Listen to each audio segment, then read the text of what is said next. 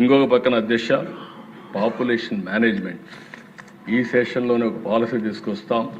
నేను ఎప్పుడు కూడా ఈ రోజు గురించి ఆలోచించడం లేదు. ఒక 20-30 ఏళ్ల తర్వాత ఏమవుతుందో ఆలోచిస్తున్నా.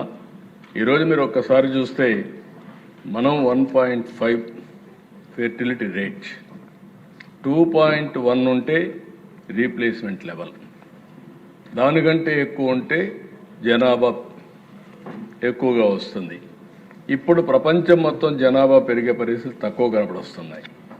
China, Japan, South Korea, Europe అన్ని దేశాల్లో ఈ సమస్య వచ్చింది. ఇండియా యాజ్ ఆన్ టుడే 2 అంటే ఎగ్జాక్ట్గా తగ్గాం. ఈ అడ్వాంటేజ్ ఇంకా ఒక 20 ఏళ్ళు ఉంటుంది. తర్వాత ఇండియా కూడా ఏజింగ్ కంట్రీ అవుతుంది. దానికంటే ముందు సౌత్ ఇండియా మనం అందరం కూడా ఏజింగ్ ప్రాబ్లం వస్తూ ఉంది. ఆల్ ఇండియా లెవెల్లో 28 ఏళ్ళు ఏజింగ్ ఉంటే, యావరేజ్ ఏజ్ ఉంటే మంది 32 ఏళ్ళకి వెళ్ళింది. ఇంకా ఇది పెరిగే అవకాశం ఉంటుంది.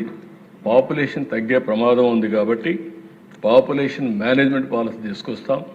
దీన్ని కానీ మనం చేయగలిగితే, ఒకప్పుడు నేను పాపులేషన్ ప్లానింగ్కి వెళ్ళాను. పాపులేషన్ ప్లానింగ్ అప్పుడు ఎవ్వరూ సాధ్యం కాదన్నారు.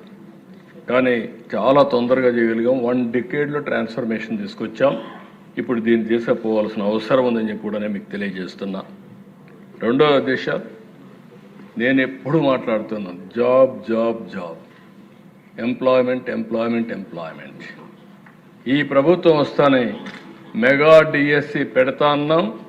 1 సంవత్సరంలో మెగా డిఎస్సి పెట్టి ఉద్యోగాలు ఇచ్చాం.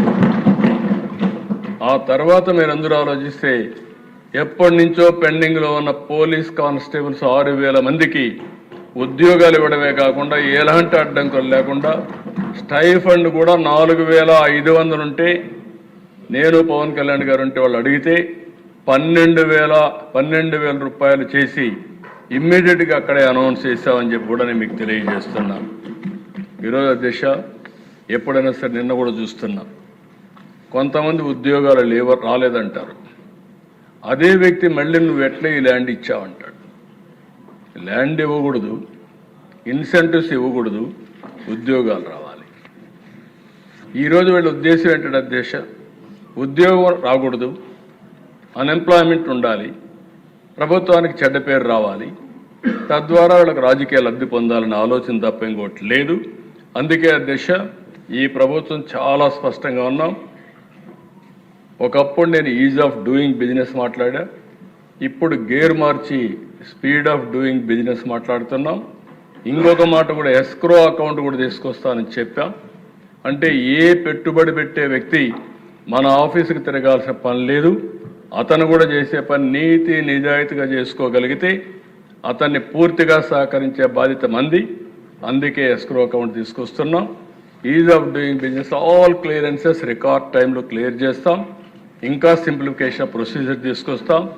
అందుకే అధ్యక్ష, లాస్ట్ 1 ఇయర్లో మీరు చూస్తే బ్యాంక్ ఆఫ్ బరోడా సర్వే అవన్నీ మీరు చూసినప్పుడు 25.6% దేశంలో వచ్చిన పెట్టుబడుల్లో ఆంధ్రప్రదేశ్కి వచ్చాయంటే అది ఆంధ్రప్రదేశ్ యొక్క బ్రాండ్.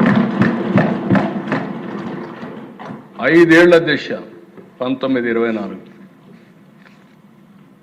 ఇక్కడ ఉండేవాళ్ళు పారిపోయారు. అమర్ రాజా లాంటి కంపెనీ, నాకు ఒక కోర్ కమిట్మెంట్ ఉండే కంపెనీ.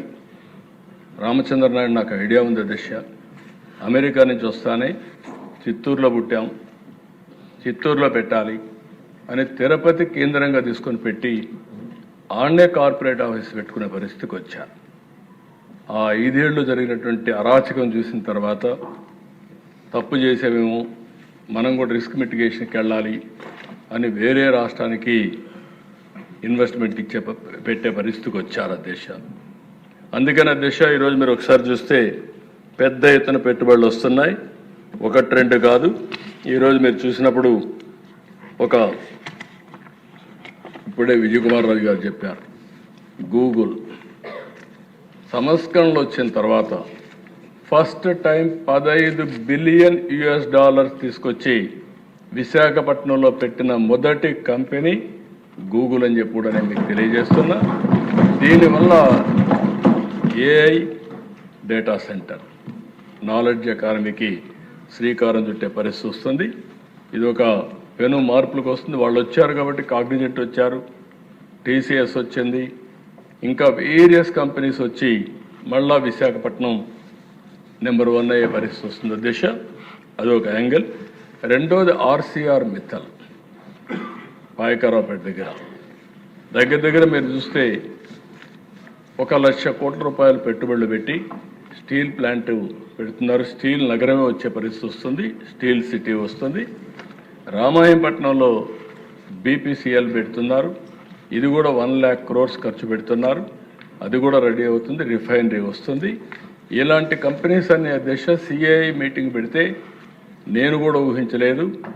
దగ్గర 13,50,000 కోట్ల రూపాయలు పెట్టుబడులు పెట్టడానికి 611 మంది ఎంఓయూలు చేశారు. అధ్యక్ష ఇప్పటికే 8,85,000 కోట్ల రూపాయలు క్లియర్ చేశాం. మొత్తం చూస్తే అధ్యక్ష 20 లక్షల కోట్ల రూపాయల పెట్టుబడులతో 23 లక్షల మంది ఉద్యోగాలు కల్పించే పరిస్థితి వస్తాం. అధ్యక్ష జరిగితే one of the best experiment అవుతుంది. మేము చెప్పింది 20 లక్షల మందికి ఉద్యోగాలు ఇస్తామని చెప్పాం. 5 ఏళ్లలో 20 లక్షల మందికి ఉద్యోగాలు ఇవ్వడమే కాకుండా పేర్లతో సహా పెట్టే పరిస్థితి వస్తుంది. దానికి శ్రీకారం చుడతామని చెప్పి కూడా నేను మీకు తెలియజేస్తున్నా. టూరిజం అధ్యక్ష నేను ఆల్ ఎమ్మెల్యేస్ చెప్తున్నా, మీరు మీ ప్రాంతంలో ఉద్యోగాలు ఇవ్వాలంటే టూరిజం మీద శ్రద్ధ పెట్టండి. భవిష్యత్తులో ఎక్కువ ఎంప్లాయ్మెంట్ రాబోయేది టూరిజంలో వస్తుంది. టూరిజానికి ఇండస్ట్రీ స్టేటస్ ఇచ్చాం, దీన్ని ముందుకు తీసుకెళ్తాం. ఇంకొక పక్క దిశ వాటర్. నేను ఎవ్రీవేర్ చెప్తున్నాను దిశ, నేను చాలా చూశాను ఈ రాష్ట్రంలో సమస్యలు. చిన్నప్పుడు ఎక్కడ చూసినా వాగులు, వంకలు, నదులు పొంగి పొర్లేటివి. 8 నెలలు, 10 నెలలు, 12 నెలలు వాటర్ ఉండేవి, ఊట కాలువలు ఉండేటివి. రాను రాను కరెంట్ వచ్చింది, మనం వాటర్ కూడా ఎక్కువ వాడాం. వాటర్ని పెంచడానికి మాత్రం ఆలోచించలేదు. దీనివల్ల కరువు వచ్చింది, రాయలసీమ ఎడారిగా మారిపోతుందన్నారు. అదే సమయంలో అధ్యక్ష చాలా సమస్యలు వచ్చాయి. ఈరోజు ఈ రాష్ట్రంలో నీటిని ఏ విధంగా ఉపయోగించుకోవాలని చెప్పిన వ్యక్తి, మొట్టమొదటిసారిగా రాయలసీమకు కూడా నీళ్లు ఇవ్వచ్చు, కృష్ణా జలాలు రాయలసీమకు ఇవ్వచ్చు అని ఆలోచించిన వ్యక్తి నందమూరి తారక రామారావు గారి అధ్యక్ష. అది బిగినింగ్. మందిరి నీవ, తెలుగు గంగ, లేకపోతే గాలేరు నగిరి, ఇలాంటివన్నీ ప్రాజెక్టులని కన్సీవ్ చేశారు. ఈరోజు అవన్నీ కూడా పూర్తి చేసే బాధ్యత తీసుకున్నాం. నేను ఒకటే చెప్తున్నా అధ్యక్ష, ఈ హౌస్లో రాబోయే 3 ఏళ్లలో ఉత్తరాంధ్రలో ఆన్ గోయింగ్ ప్రాజెక్ట్స్ అన్నీ పూర్తి చేసే బాధ్యత తీసుకుని Polavaram left main canal, Uttarandhra Sujala స్రవంతిని పూర్తి చేసి వంశధార పోలవరం లింకేజ్ కూడా ఇస్తాం అధ్యక్ష. రెండో అధ్యక్ష